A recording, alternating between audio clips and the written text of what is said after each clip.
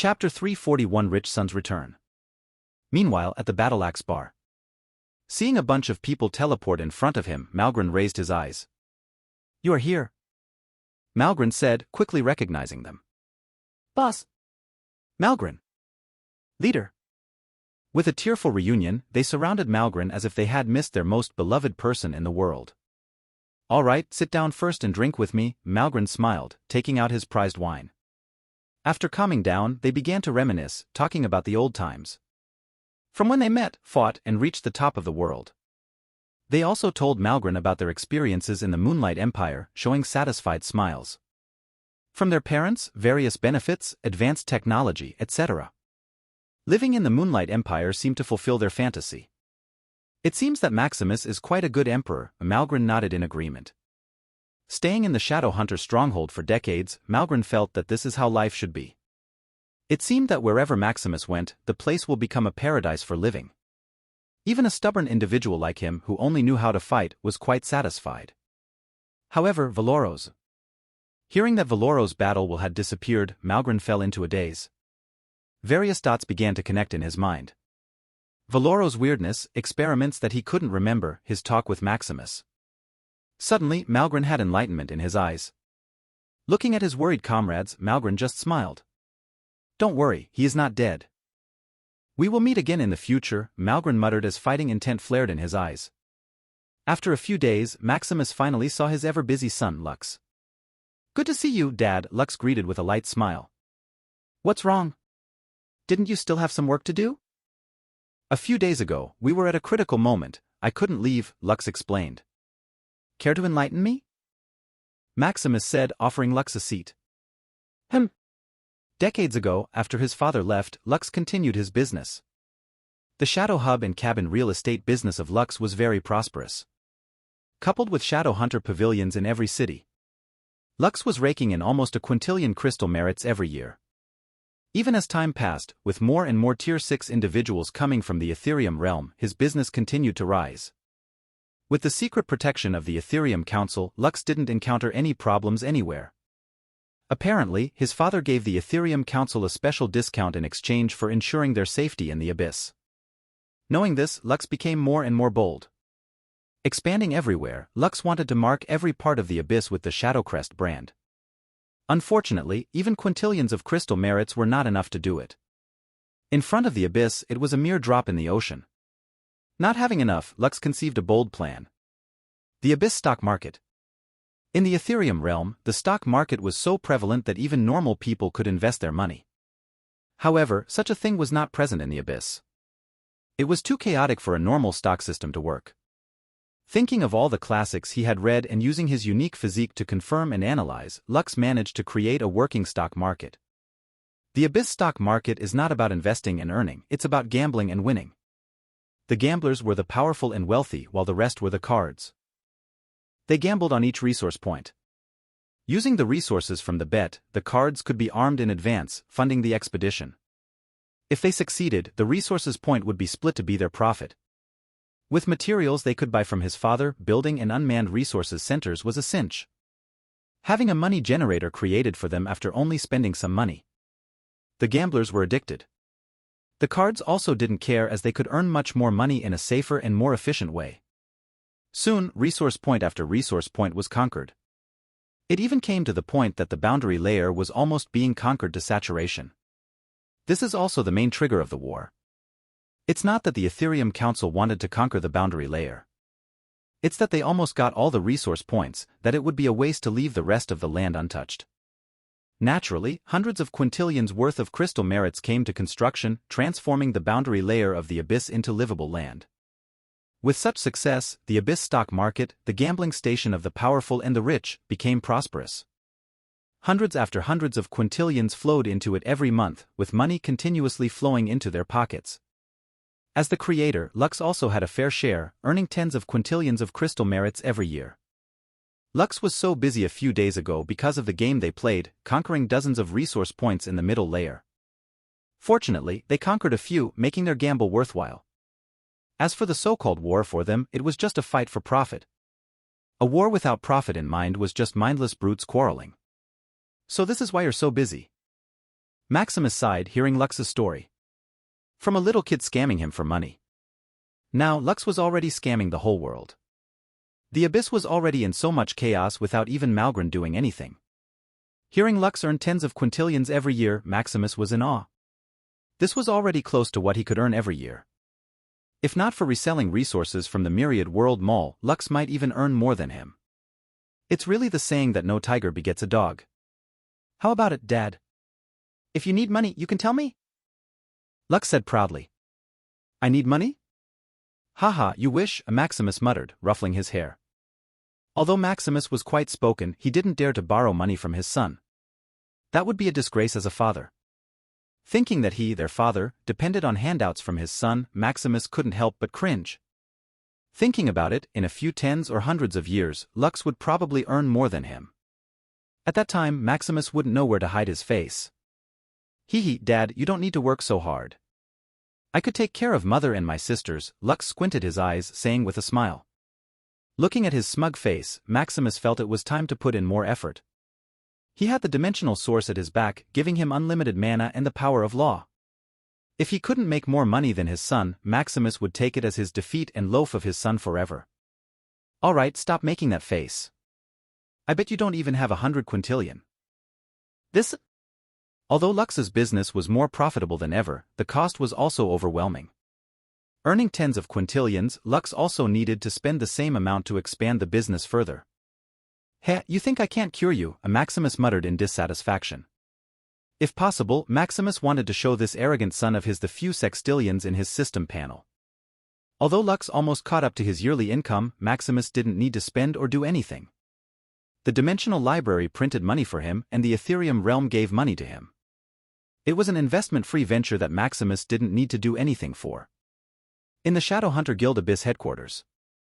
After talking to his son, Maximus took his time to visit his guild. Summoning Silas and Andrew, he saw an unexpected person. Griffin! Maximus! Griffin smiled, punching his shoulder. Long time no see. It's been a while. When did you come into the Abyss? A few years after you left. Unfortunately, I heard you already went back to the Ethereum realm. Is that so? Maximus nodded in understanding. By the way, how's the Moonlight Empire? Before I left, the Cursed Continent was too chaotic, Griffin asked with worry. It's alright. Now the Cursed Continent is in my hands. Huh? Hearing this, Griffin's eyes widened. Even Andrew and Siler looked at him with a shocked expression. Although they knew Maximus was amazing. Conquering a whole continent in just a few decades was a miracle. What's wrong? You should call me Your Majesty Maximus, you know? Maximus joke. Maximus didn't really care what his friends called him. For him, being an emperor was just a convenience. Tisk, TSK, you're really awesome, Griffin said with a thumbs up. What about your family? The Helmsworth Empire already disappeared after I returned. Hey, we may not look like it, but the Helmsworth family is good at escaping. After we saw the wind direction in the Cursed Continent was wrong, we quickly went into hiding. No wonder, Maximus nodded in understanding. After he returned to the Ethereum realm, a few top empires were missing in the Cursed Continent. Maximus thought the Wessel Empire killed them, but now it seems that they were more nimble than monkeys and escaped. Anyway, how about the guild in the Abyss? Maximus turned to Andrew and asked. Chapter 342 Returning Back. The Shadowhunter Guild branch in the Abyss realm currently has over 13 billion members, with 3 billion at Tier 7 and 10 billion at Tier 6. Oh, so few? The Shadowhunter Guild branch in the Ethereum realm already had over 10 trillion members. Thus, hearing that his guild in the Abyss realm barely even had 10 billion members made him frown. This guild leader, although we lowered the entry requirement, it was still too tough for most people, Andrew replied wryly. Although many were scrambling to join the guild, the standard Maximus set was too high. Though not as strict as those top forces, it was still too high for the masses. Only elites had some chance to join the guild. Fortunately, the stickiness of the guild was top-notch, few left after joining. The guild's benefits and resources were comparable to or even surpassed those of top forces that they dared not quit. I see. Maximus nodded in understanding. Although Maximus would like all the people in the world to join his guild, it was not possible. There is a limit to the size of a guild, whether external or internal. Maximus can't take in as many people as he wants. The only thing he could do was to slightly lower the requirements so that more had the chance to join. Feeling hundreds of trillions worth of amalgamation of will flowing in him, he quietly shook his head. The Moonlight Empire could produce over a quintillion units of amalgamation of will daily. The Abyss only producing hundreds of trillion units of amalgamation of will made him feel that it wasn't worthy of its name. With over 10 billion guild members and the proliferation of Ethereum coins, Maximus's influence in the Abyss was undeniable. But to only produce hundreds of trillions of units of amalgamation of will, Maximus felt unsatisfied. However, he also knew it was not the problem of the Abyss but the special nature of the Curse Continent. The Curse Continent, or the former Nexus Continent, is a continent that centralizes in the use of the will. With the amalgamation of will as a lever, no will could leak through the continent without his permission. The Abyss, on the other hand, was a chaotic, high-dimensional place. Although the energy is more abundant, it's also harder to absorb. Thus, no matter how much his influence in the Abyss, or how much unit of amalgamation of will it produces, the amount that finally comes to him is limited. There is also a dimensional barrier that the amalgamation of will in the Abyss needed to pass through. Receiving it in the Ethereum realm, he couldn't even get a few trillion. As for the amalgamation of will produced in his empire, Maximus didn't absorb it foolishly. He stored all of it in a special apparatus, absorbing it after he returned to the Ethereum realm. This is also why he came to the Abyss, to set up an amalgamation of will storage device. Though a few hundred trillion a day is negligible compared to over a quintillion, it's still a lot. Thinking about it, Maximus felt it was time to move the guild headquarters to the Curse Continent from the Arcane Continent. Trillions of guild members could send him a few quadrillions of amalgamation of will a day. If they could move to his territory, the Curse Continent, the amalgamation of will he received would skyrocket hundreds of times. This is hundreds of quadrillions increased. Maximus needed every source of system points he could find now. From creating origin, various experiments, professional knowledge, etc., no amount of system points was too much for him. A few days later, at the Battle Axe bar, Maximus went to Malgrin. Entering the bar, it was quite empty as Malgrin was at the counter quietly taking a sip of his wine. Behind the counter were several sealed rooms. With keen senses, Maximus saw that it was the former Apex sovereigns he just sent out. It seemed that they were about to recover their former glory. "Maximus? Why have you come here?" Malgrin asked. "I'm going to ask what you planned." "Plan? I'll just let my comrades cause chaos while I sit back and relax," Malgrin said lazily. He didn't need to do anything. As long as he is alive, he can contain those Abyss Monarchs in the core layer. After that, it was up to others to cause chaos and delay the Abyss Monarchs from gathering energy. Oh, Maximus nodded, thinking it made sense. Once the Abyss Monarchs dared to go to other layers of the Abyss, it would be over. Thus, why would Malgrin need some elaborate plan? His strength is enough to bulldoze through everything. But I have to say, your son is quite resourceful. He caused quite a chaos before I even started, Malgrin praised, knowing what Lux had done. Heh, of course, he's my son, so it's natural, Maximus replied proudly. Although he mocked his sons from time to time in front of others, he is as proud as he could be. Malgrin just looked at Maximus blankly, seeing his haughty look. It made him want to have an heir to see how strong it could be. Unfortunately, there is still no woman worthy who can catch his eye. How long do you think the Abyss Monarchs need to gather energy now? Just the chaos caused by your son could stall the Abyss for over 1,000 years. With the addition of those little guys, maybe the Abyss wouldn't even survive before they could gather energy. That's good, Maximus muttered in satisfaction. Over 1,000 years was like giving him a super head start. He only lived over 300 years, 1,000 more, and he felt he could conquer the world. Of course, he was not that ambitious. However, 1,000 years was plenty enough for him to fill over the Curse Continent with people. With more and more amalgamation of will that he could convert into system points, Maximus could better cope with any problem. A few months later. After touring the Abyss for a few months and gathering enough energy, Maximus and his family were ready to return to the Ethereum realm.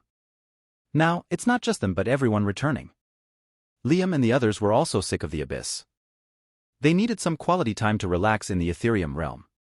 Even Lux put aside his work. Knowing that Maximus could return to the Abyss after only a few months, Lux thought it was not a problem to have some vacation. Seeing they're all in position, Maximus initiated the dimensional teleportation. In the Ethereum realm, within the Moonlight Empire. "How we're back!" Lael shouted, smelling the fresh air. Back home, Syra smiled. So beautiful. Lydia muttered, looking outside. This place is really beautiful. Lily nodded in agreement. The others also quietly admired the scenery. The teleportation destination Maximus set what on top of the castle. Thus, they immediately saw the rolling city of Moonshadow and the grand scenery around. The fatigue they had accumulated in the abyss seemed to lessen while admiring the beautiful scenery. How about it? This continent is our territory. TSK, what a beautiful land. Soon, this land will also be open to the outside world. Oh? Do you plan to open the empire so early, father? Lux asked. Opening the Moonlight to the public is not a simple thing. One wrong move and the empire could decline or even be erased. Over 100 Tier 9 dimensional weapons have already been set on the continent. Anyone who dares to rampage here should prepare to die.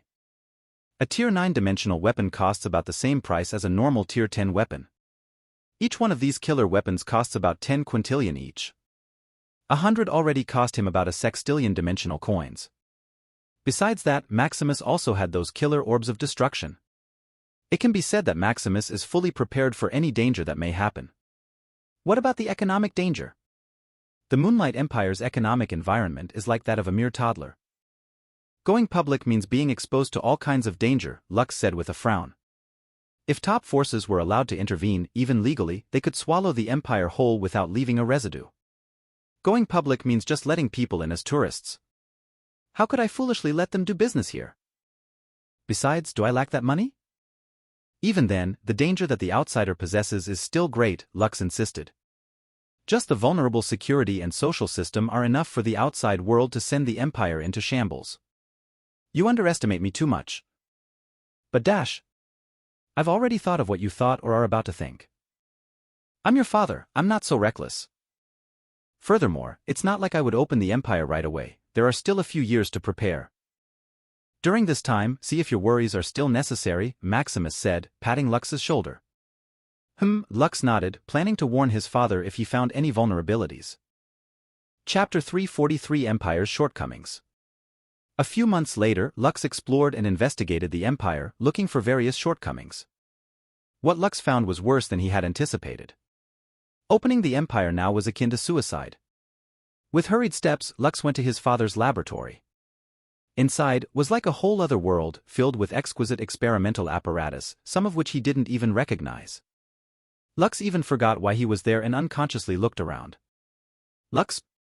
Why are you here? Maximus quickly noticed Lux and stopped what he was doing. Father, I'm here to return to the Abyss and to warn you about the various shortcomings I found in the Empire. Oh? Shortcomings? Care to tell me? Although Maximus knew his empire inside and out, he was still curious about what problems his genius son saw. First and foremost are the vulnerabilities in the Moonlight token system. Unlike the one used in the Arcane Continent, ours was too easy to defraud. A while ago, after testing the vulnerability of the Moonlight token system, Lux was shocked. Although similar to the one in the Arcane Continent requiring mana and a spirit signature, the one used in the Empire was easy to fake. One just needed to have a ready-made mana and soul signature at hand. It didn't matter if it was yours or not, the Empire's identification capability was too poor. Unlike in the Arcane Continent, where the identification was so strong that without the use of law, one could only dream of defrauding the system. Furthermore, the Moonlight token system was not only used for identification and access, more importantly, it was also used for transactions. Earlier, after Lux tried to hack it, he was nearly successful. If not for the weird garbled code at the end, he would have succeeded. Although he failed, it still scared him that he nearly succeeded. If he were more proficient and knowledgeable about runes and inscription, didn't that mean he could easily change his bank balance? Hearing Lux's statement, Maximus just smiled. This is not a problem. For the Moonlight token fraud vulnerability, Maximus could just change the identification device to something more advanced. With the Myriad World Mall, there should be more advanced devices than the ones used in the Arcane Continent. As for the bank's security, hacking it was impossible. It not only used his rune language, but the security program also used the same as the Myriad World Mall. The one that Lux hacked was just a disguised decoy so as not to attract too much attention. Seeing his father shrug off his warning, Lux frowned. Furthermore, it's not only the Moonlight token system, more importantly, it's the security of the Moonlight Empire as a whole. We couldn't just use dimensional weapons or some destructive weapon against all offenders, right? Due to the expansion of the Empire, security is one of its major problems. From about 100 trillion to over 100 quadrillion, the manpower needed for security is truly insufficient. Even because of this, the Empire is rife with crime. Fortunately, there is security surveillance everywhere, ensuring that no criminal goes unpunished. Furthermore, the Chief Minister, Doran, was doing his best to curb the breeding of crime. Like segregating mortals and powerful individuals into different living sectors. Curfew relative to each individual was also implemented. There are also volunteer security personnel to conduct regular patrols. However, despite all of these measures, crimes were still being committed regularly. If the Empire went public, with individuals from all over the continent coming to visit, the crime rate would skyrocket to unimaginable degrees. What more? For the security problem, Maximus had already thought of a solution. Once it was implemented, he was sure it could curb the criminal rate to a minimal or even non-existent level. Furthermore, his domain could cover the entirety of the Moonlight Empire. Although not the entire cursed continent, within the Empire, as long as Maximus desired it, chaos had no chance of occurring. He was simply too lazy to do things manually and wanted to let nature take its course. Lux grew speechless seeing his father still nonchalant. What about the insufficient administrative manpower? The process is too slow, and adding more people would only further bog down the administrative power of the Empire. Although it seemed that one could do everything at home using the Ethernet. Administrative sectors such as banking, registration, and applications still require physical presence. The problem was that if it was not an emergency or priority, it could take years for your application to be approved. Even the business company that he registered is still being processed. Without bribery or status, it might take even decades for his business license to be approved. Don't worry about this. Soon, I will automate most of these administrative procedures. Although some important sectors still need to be manned, some simple tasks should be easier in the future. Oh, Lux nodded, finally satisfied with his father's solution.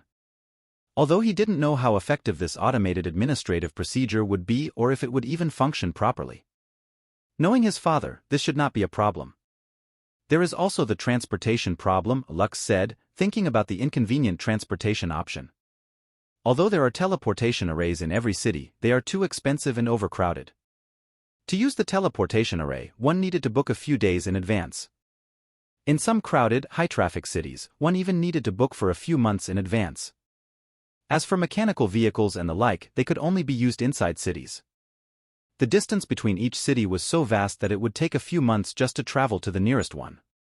As for the void train of the previous empire, it is still under construction. Lux estimated that without thousands of years, it wouldn't be finished.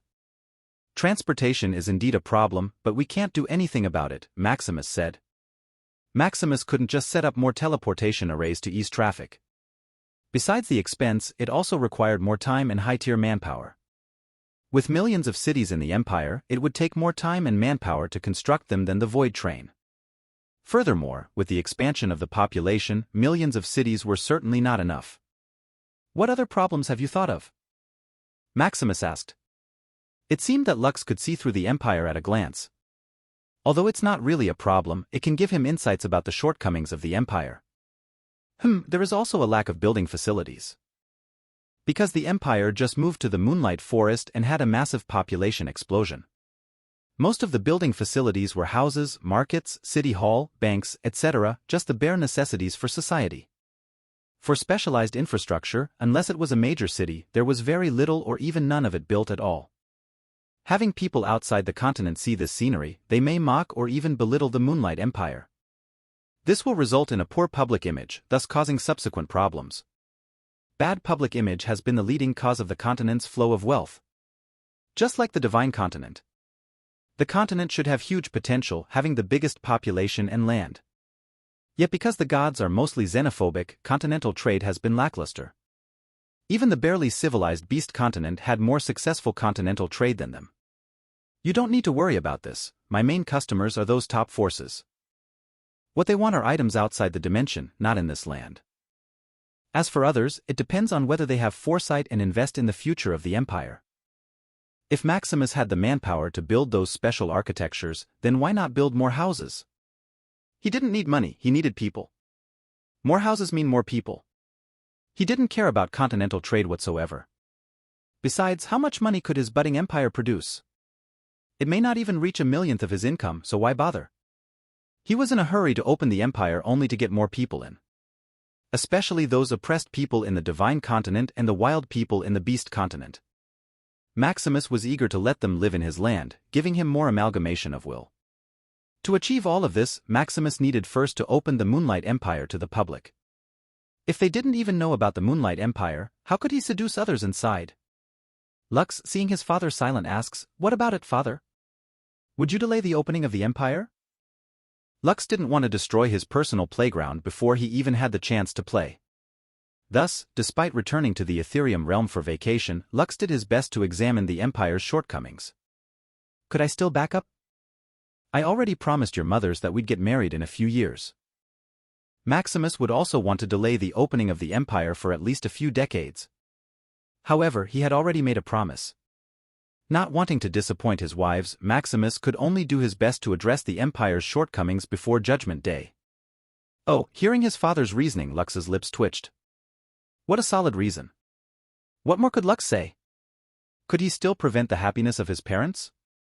The empire could be destroyed, not just his family's smiles. However, thinking of his father's helplessness, Lux vowed never to find a wife in this life. Chapter 344 Moonlight. Empire System. After sending his son Lux back to the abyss, Maximus returned to his previous experiment. Before him was a floating atomic substance filled with different frequencies of energy. It was so unstable that it exploded from time to time. Maximus needed to stabilize it to make the Moonlight Empire system. This was also his solution to almost all the problems Lux had mentioned. First was the security issue in response to the fraud vulnerability of the Empire's token. Instead of buying a more advanced identification device and wasting money, Maximus wanted to create an Empire system. This time, it wasn't some inscription and runes on a physical object controlled by an array. It would be an advanced system based on the Myriad World Mall. This system could directly attach to one's soul, disregarding any fraud attempt. Of course, he not only created this system to combat fraud but, more importantly, to collect more system points. Maximus wouldn't do anything roundabout if he could solve it with money. Besides the anti-fraud ability of this system, more importantly, it could be remotely connected to his domain. Basically, every one of these systems was an automated command attached to his domain. Maximus got the inspiration for this when he controlled those gods to destroy the reverse time barrier. Each god became his outlet for the amalgamation of will, enabling him to release energy surpassing his energy discharge speed. Thus, each person connected to his domain would be equivalent to his outlet, releasing his unlimited mana and power of law. Every citizen bound with this system would basically have unlimited mana and the power of law. Of course, Maximus wouldn't be that generous, giving people unlimited energy in the blink of an eye. He merely wanted his people to be outlets to release his inexhaustible energy and convert it to his system points. His system could absorb any energy, converting it to his system points. If amalgamation of will were equal to 1 point, then a unit of mana comparable to a low magic crystal was equal to 1,000,000th point. As for the power of law, it was equivalent to 1,000th point. With a discharge speed of hundreds of billions of units of mana and hundreds of millions of units of power of law, Maximus could only produce hundreds of thousands of system points even if he worked all day.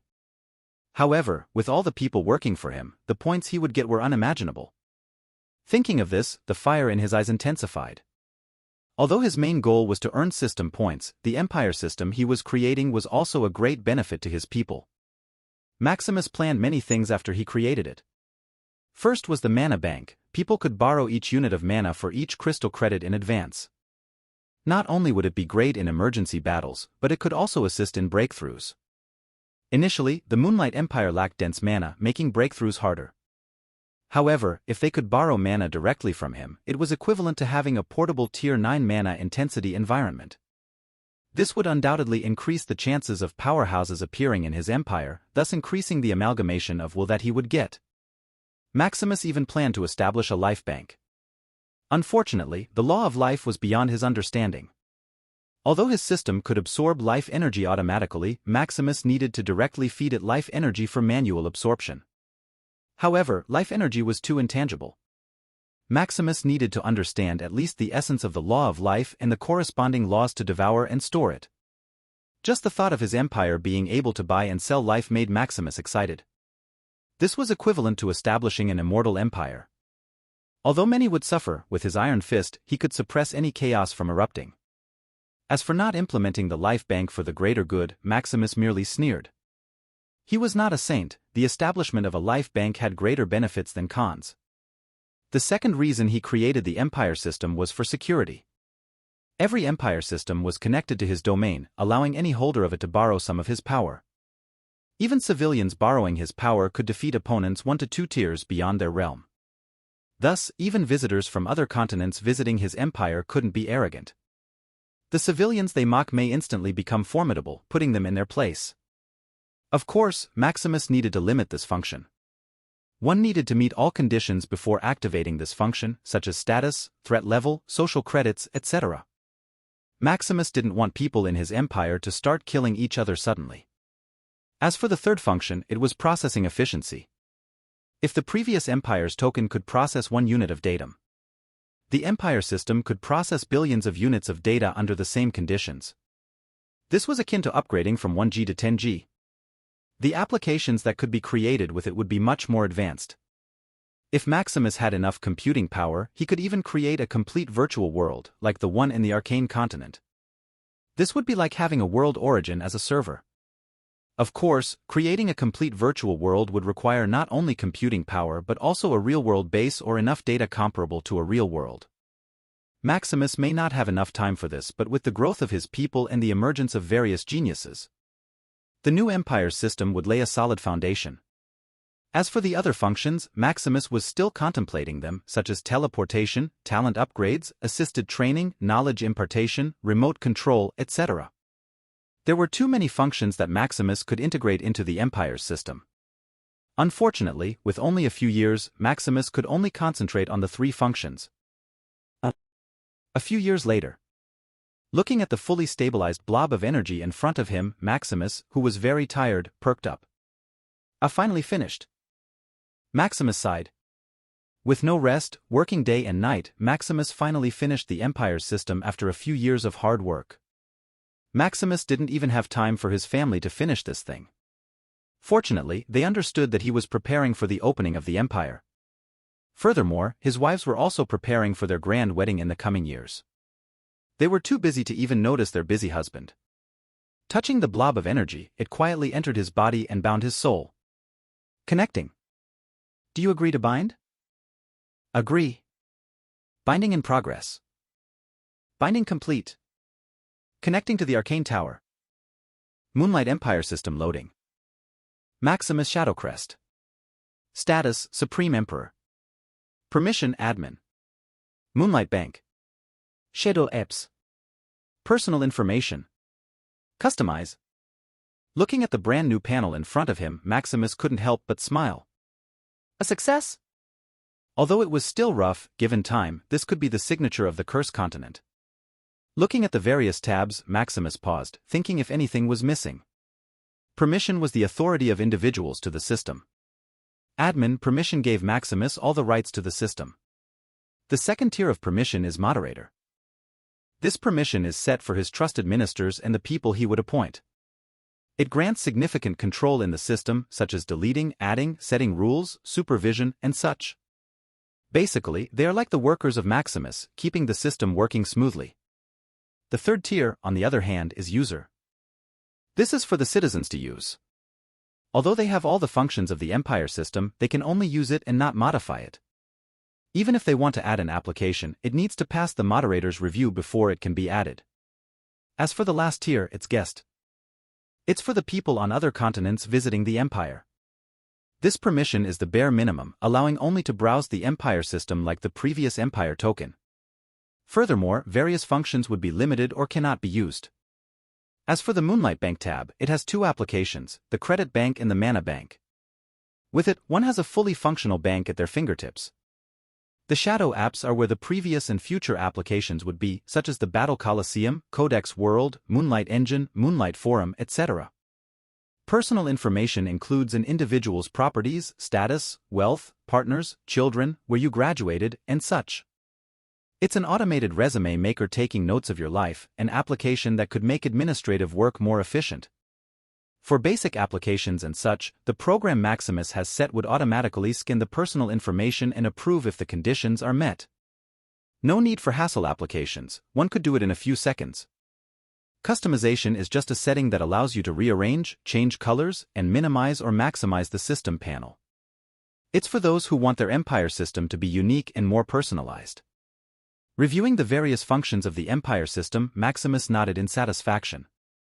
It seems that nothing was missing. Chapter 345 Using the Empire System. A few months later, in Lake City, Finmir, a peak Tier 3 Earth Knight, queued up to get the newly updated Moonlight Empire system. After a few hours of lining up, it was finally his turn. Put your hand in this, the officer instructed.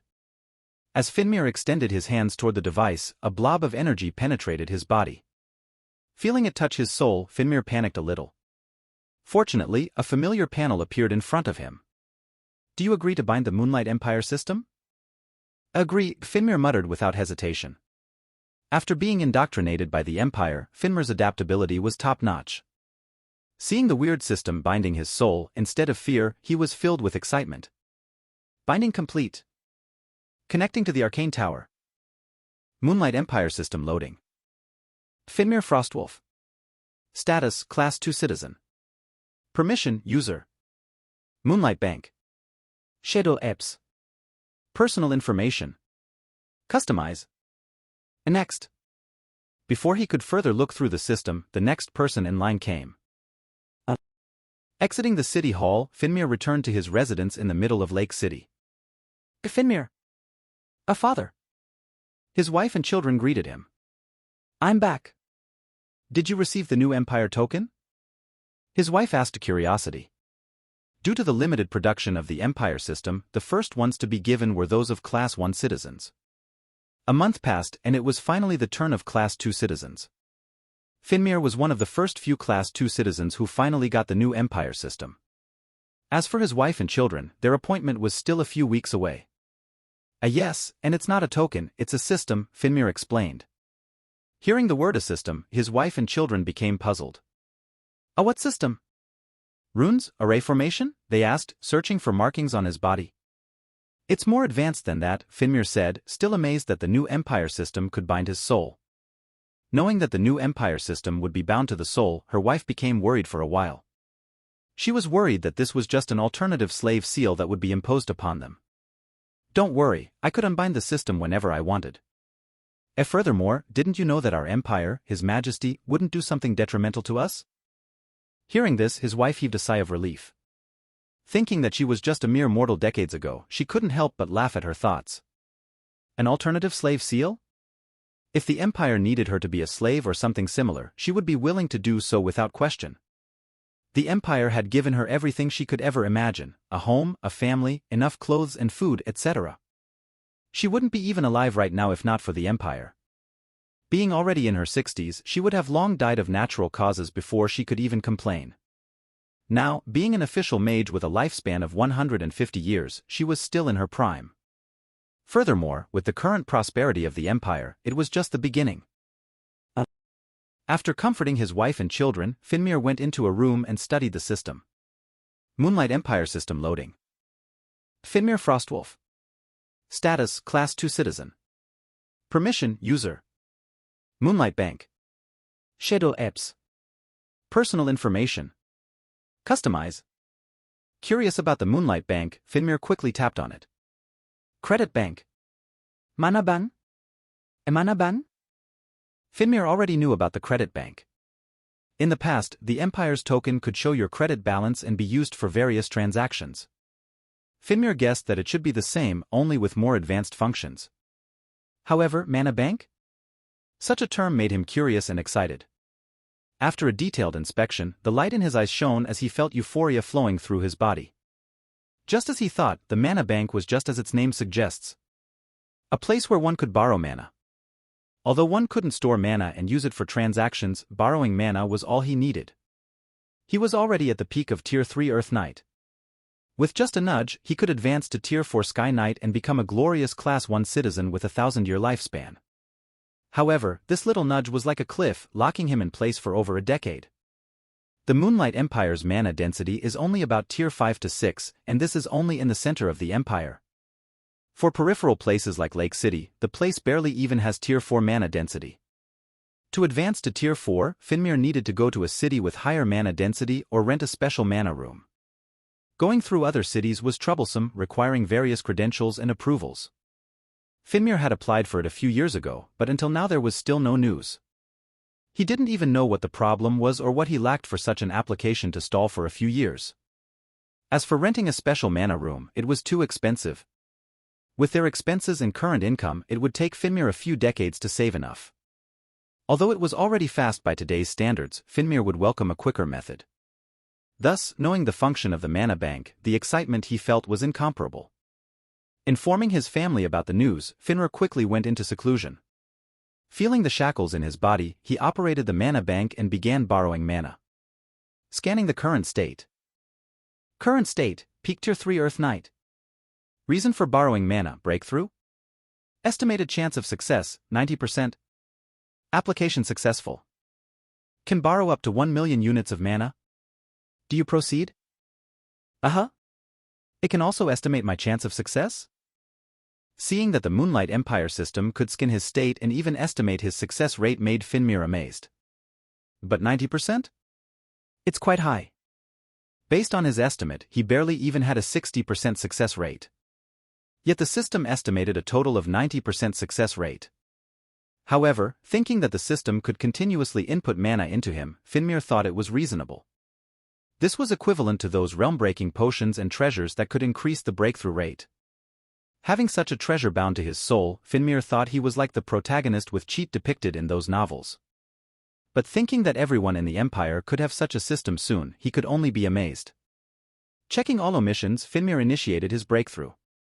Feeling the shackles preventing him from breaking through, Finmir snorted. Break for me!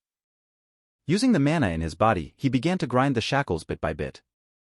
After a few minutes, feeling the deficiency, the mana bank automatically regenerated his mana, making it back to full. Seeing it work, Finmir continued to grind the shackle. Soon, a few weeks later, Finmir slowly opened his eyes. A Tier 4. Finmir clenched his fist, feeling his newly found power. However, thinking that he had spent 300,000 units of mana, he couldn't help but smile wryly.